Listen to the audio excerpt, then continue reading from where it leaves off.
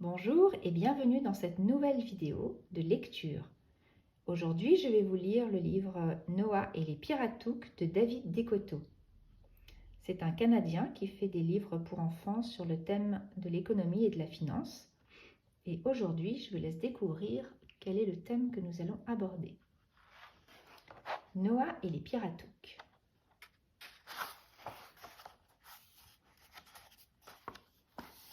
Noah habitait la planète Kali, qui était très éloignée de la Terre et où il faisait très froid. Noah aimait aussi beaucoup aider les autres. Traînant toujours sa calculette de poche sur lui, il était toujours en train de réfléchir et d'imaginer toutes sortes de solutions à des problèmes. Le rêve de Noah était de faire partie un jour des chefs conseillers de son village.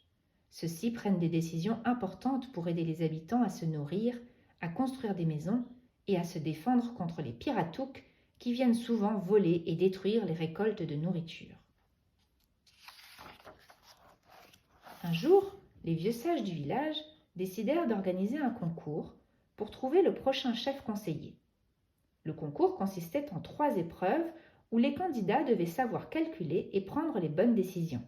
« Super, dit Noah, je vais participer au concours et si je gagne, je deviendrai chef conseiller. » Voir le petit Noah participer au concours fit bien rire les gens du village et les autres candidats, tous des adultes.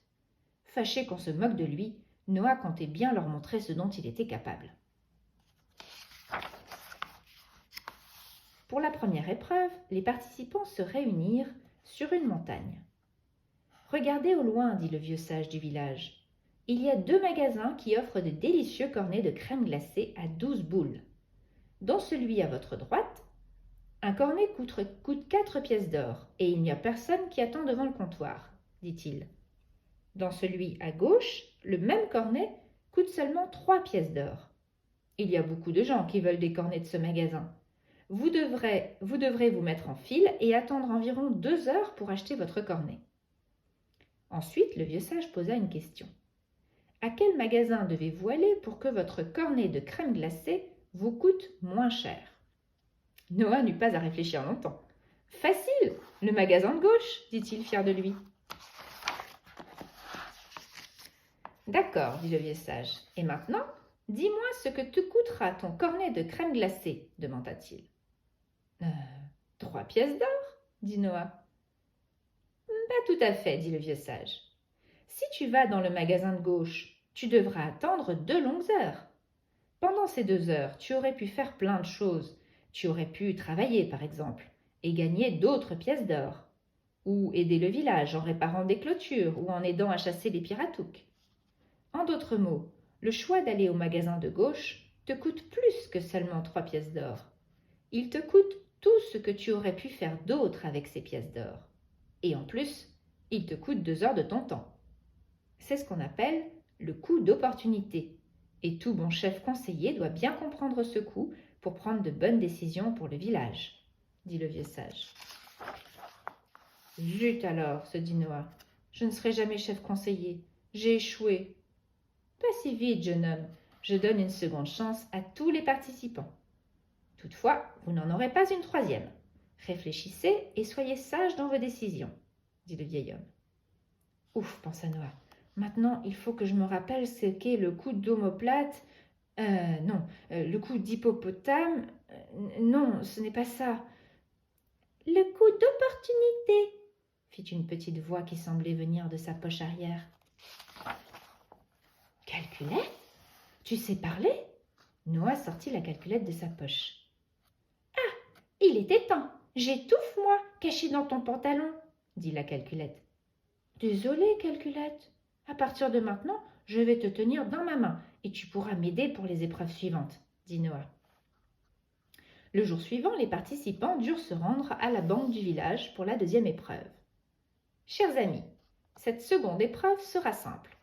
Je vous demande simplement, quel est le coût de dépenser chaque jour 1 pièce d'or pour boire une délicieuse slush spatiale le matin, dit le vieux sage aux participants. Noah allait se dépêcher à répondre quand il se rappela de consulter auparavant sa calculette. Calculette, la réponse est facile, c'est 1 pièce d'or par jour, non ? Mais non, Tu ne te rappelles donc pas ce qu'a dit le vieux sage lors de la première épreuve? Dit la calculette. Le coup d'opportunité, oui, c'est-à-dire tout ce que je pourrais faire d'autre avec cette pièce d'or chaque jour, dit Noah. Voilà, dit la calculette. Par exemple, au lieu de boire une slush spatiale chaque jour, tu pourrais épargner ces pièces d'or et les déposer dans un endroit comme ici, la banque. À la fin de l'année, tu aurais une montagne de pièces d'or.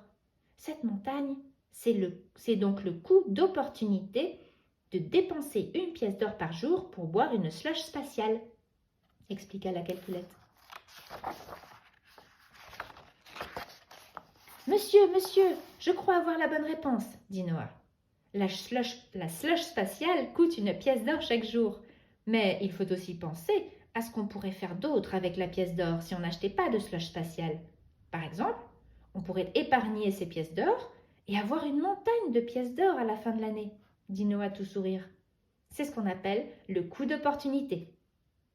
Le vieux sage ainsi que les autres participants étaient bouche bée. Tu as beaucoup de sagesse pour un enfant, Noah. Je suis impressionnée. Voyons maintenant si tu seras capable demain de résoudre la dernière énigme, dit-il. Noah fit un clin d'œil à sa calculette magique qui le lui rendit. Le lendemain, alors que les participants restants se réunissaient pour la dernière épreuve, une femme agitée accourut. « Les Piratouks! Les Piratouks nous attaquent !»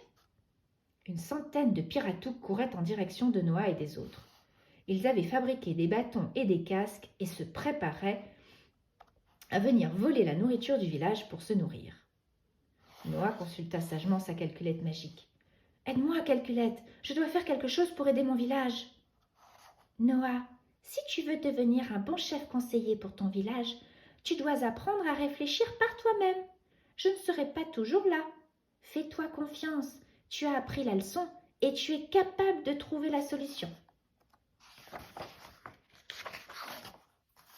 Alors que les Piratouks avançaient, les hommes du village s'étaient réunis et les attendaient de pied ferme avec des arcs, des filets et des bâtons eux aussi. « Attendez !» cria soudainement Noah qui s'était placé entre les Piratouks et les hommes de son village. « Piratouks, votre peuple a faim et doit se nourrir, tout comme le mien. Vous avez aussi besoin de maisons chaudes pour vous réchauffer. Vous devriez donc dépenser vos énergies à cultiver la nourriture et à construire des maisons, tout comme nous, au lieu de fabriquer des armes et faire la guerre. » Noah continua. « Nous aussi, nous dépensons notre temps précieux, nos chevaux, notre métal, notre bois et notre eau pour fabriquer des armes et nous battre. Imaginez, chaque bâton, chaque filet et chaque munition lancée représente autant de vêtements qui ne sont pas fabriqués ou de nourriture qui n'est pas cultivée. C'est un coût d'opportunité énorme pour nos deux peuples. Nous devrions plutôt cesser de nous battre constamment et mettre ensemble nos efforts et nos ressources pour produire plus de nourriture, de maisons et de vêtements chauds pour nos deux peuples. Qu'en dites-vous ? » Les Piratouks se regardèrent. « C'est pas fou, » dit l'un d'eux. « Ouais, c'est fatigant de recevoir des flèches et des coups de bâton quand on vient voler la nourriture, » dit un autre. Les Piratouks acceptèrent la proposition de Noah. Le vieux sage, ainsi que le reste du village, félicita Noah. Il avait sauvé le village d'une bagarre avec les Piratouks et avait permis de faire la paix avec eux. Le village a bien besoin de jeunes gens, de jeunes sages comme toi pour assurer la relève, dit le vieux sage. Nous sommes heureux de t'accueillir parmi les chefs du village, dit-il à Noah. Depuis ce temps, les Piratouks et les habitants de Cali consacrent leurs efforts et leurs ressources à cultiver de la nourriture et à fabriquer de belles et chaudes maisons au lieu de fabriquer des armes. De cette façon, ils ont tous beaucoup plus de nourriture et n'ont plus besoin de se taper sur la tête. Fin. Et comme d'habitude, à la fin du livre, vous avez un petit exercice de lecture avec des questions pour voir si vos enfants ont bien compris. Si vous voulez, je peux vous lire les 3 questions. La première, c'est lors de la première épreuve du concours, pourquoi est-ce mieux d'acheter la crème glacée qui coûte 4 pièces d'or plutôt que celle coûtant 3 pièces d'or ? Question numéro 2. Que dit Noah aux Piratouk pour les convaincre de ne pas se battre contre les habitants du village? Question numéro 3. À la fin, qu'est-ce que les Piratouk et les habitants du village cultivent et construisent au lieu de fabriquer des armes? Voilà, donc si votre enfant a besoin de retourner dans la lecture pour retrouver la réponse, eh bien, vous le faites avec lui et ça vous permet de prolonger la discussion en fait. Voilà. Donc ça, c'est très intéressant. J'espère que la lecture vous a plu et je vous dis à bientôt pour une prochaine lecture. Au revoir.